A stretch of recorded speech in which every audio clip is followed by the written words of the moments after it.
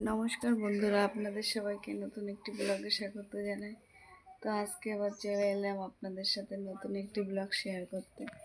সকালে তো খুবই কুয়াশা ছিল, এখন দেখুন সারাদিন ভালোই রোদ উঠেছে মোটামুটি। এখন বাজে, কারেন্টটা চলে গেল, এখন বাজে এই যে 2:20। ছেলে তো গেছে চাঁদপাড়াতে ডান্স আর জিমন্যাস্টিক করতে। আজকে বাবা বাড়ি আছে, তার বাবা নিয়ে গেছে। আমি এই বাড়িতে একাই। খাওয়া দাওয়া আমার হয়ে গেছে, কারেন্টটা চলে এলো। খাওয়া দাওয়া আমার হয়ে গেছে, আর একটু শুয়েই ছিলাম, তাই ভাবছি আপনাদের সাথে একটা ব্লগ শেয়ার করেই ফেলি। এই যে ভাত, এক গামলা ভাত, আর এটাই হচ্ছে কালকের তরকারি। এই তরকারিটা তো আমি খাইনি, ছেলে আর ছেলের বাবা খেয়েছিল, অনেকটা ছিল, সেটাকে গরম করে রাখা হয়েছে। আর এখানে আছে সকালে কচি কুমড়োর তরকারি রান্না হয়েছিল, তাই একটু রয়েছে। এটা হচ্ছে টমেটোর চাটনি, গুড় দিয়ে হয়েছে, আমি তো খাই না। আর এটা হচ্ছে লাউ ঘন্ট, আমারটা তুলে রেখে এটার মধ্যে একটু নুন দিয়েছি, এটা ছেলের বাবা খাবে। আর এখানে হচ্ছে এটা হচ্ছে আমার লাউ, এটা সামান্য একটু নুন না দেওয়ার মতো।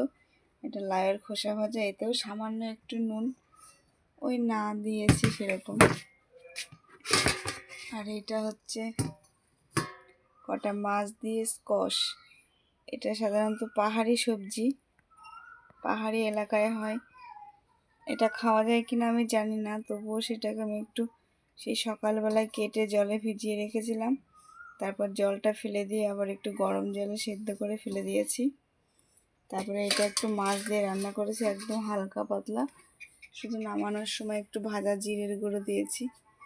আর এই দেখুন ভুট্টাটা আজ 1 সপ্তাহ আগে সোমবারে আমি শিয়ালদার থেকে এনেছিলাম, সে আর পুরানো হচ্ছে না, ছেলেকে পুড়িয়ে দেবো খাবে, সেটা হচ্ছেই না।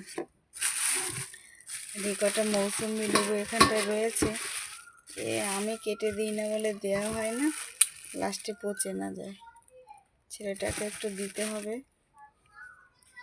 এখনই আমি একা বসে আছি, ওদের আসার আর 1 ঘন্টার মধ্যে চলে আসবে, কারণ 3:20 ট্রেনটা তো আমরা পাই।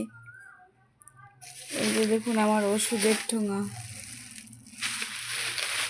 দুপুরবেলায় কম থাকে, খাওয়ার আগে একটা, খাওয়ার পরে একটা।